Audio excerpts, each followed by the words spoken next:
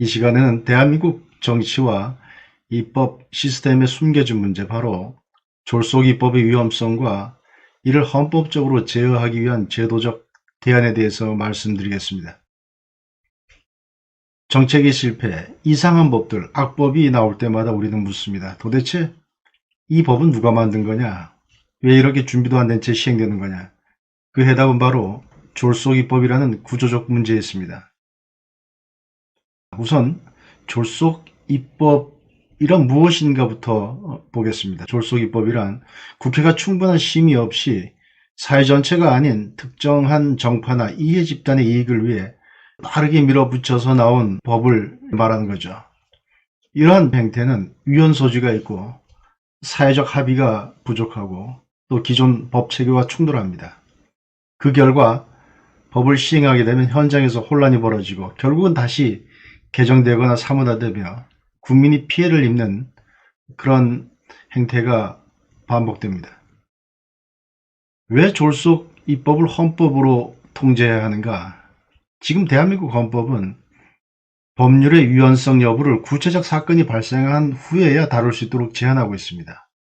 그 말은 잘못된 법이 만들어져도 일단은 유효하고 국민 입장에서 보면 피해를 입어야만 구체적으로 그것을 재판으로 가져가서 싸울 수 있다는 말입니다.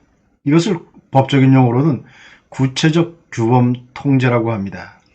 분쟁이나 재판을 전제로 하지 않으면 법 자체의 위헌성을 다툴 수 없다는 말입니다.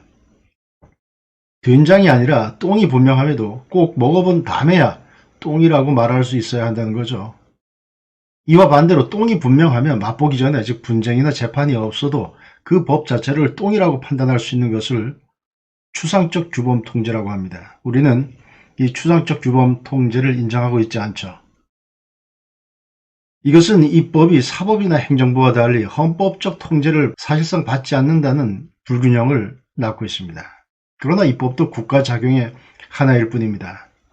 행정과 사법이 헌법의 지배를 받듯 입법 역시 사전에 절차적 정당성이 확보되어야 되고 사후적으로도 그것이 잘못된 것이 명백하면 바로 헌법에 합치되는지 여부를 구체적인 분쟁이나 재판 이전에 평가받아야 됩니다.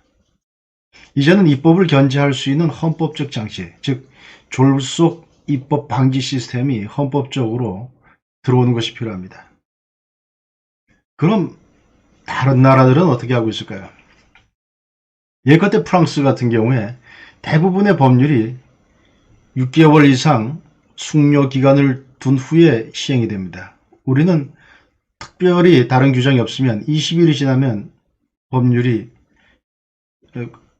지나면 국회에서 만든 법률이 효력을 발생하도록 하고 있습니다. 그러니까 만들어지기도 빨리 만들어지고 효력도 빨리 발생하고 그 부작용은 감당하지 못하게 되는 것이죠. 미국의 경우에는 일몰제라고 하는 것을 두고 있습니다. 새 법이 시행되면 그 효과와 부작용을 평가해서 일정 기간이 지나면 자동으로 종료되거나 또 계속 유지될지 여부를 판단하도록 하고 있습니다.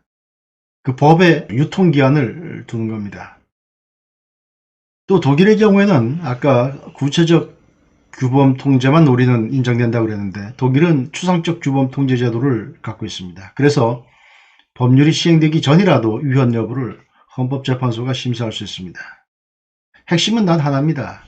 입법은 그 속도보다 정당성, 헌법적 합치성, 성숙성, 정말 전체 국민을 위한다라고 하는 공익성, 이런 것들이 중요하다는 것입니다.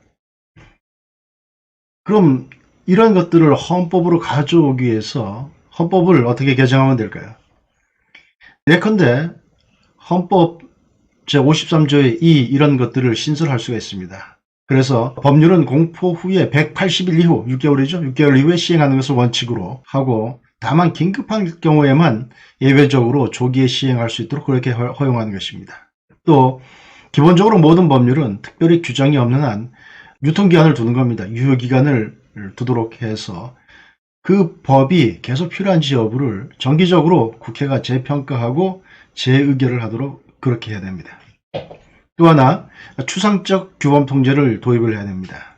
법률의 위헌 여부를 대통령이나 일정 수 이상의 국회의원들, 또 대법원, 일정 수 이상의 국민들이 직접 헌법재판소에 그 위헌 여부를 청구할 수 있도록 그렇게 해야 합니다. 그래서 헌재가 위헌으로 판단하게 되면 그 법은 즉시 또는 혼란을 막기 위해서 일정 기간 유예 후에 자동 폐기되는 것이죠. 이런 식으로 헌법조항이 신설되면 정치적 오남용이 원천적으로 차단되고 국민은 나쁜 법률, 악법에 의해서 피해를 보기 전에 구제받을 수 있게 되는 것입니다. 자, 이렇게 헌법이 바뀌면 그에 따른 입법도 후속 조치로 따라와야 되겠죠. 그래서 예컨대 이렇게 헌법을 바꾸면 가칭 입법 절차의 적정성 보장에 관한 법률, 이런 법률을 하나 만들 수가 있습니다. 그래서 법률 시행 전후에 입법 영향 평가를 여기에 담고 또 모든 법률의 유효기간과 갱신 조건을 명시할 수 있겠죠. 또 국회라든지 아니면 다른 데다가 입법 예컨대 숙성위원회 그런 것들을 두어서 법률의 질적인 관리, 그런 것도 우리가 생각해 볼 수가 있습니다. 자, 어쨌든 가장 중요한 것은 헌법을 개정해서 이러한 추상적 규범 통제가 들어오도록 하고, 또 사전에 사후에 그런 숙려제도, 법률의 효력 발생 기간을 좀 180일을 기본으로 하고, 나중에 법률이 시행된다 하더라도 정기적으로 재평가가 의무화되는 그런 식의 설계가 필요합니다.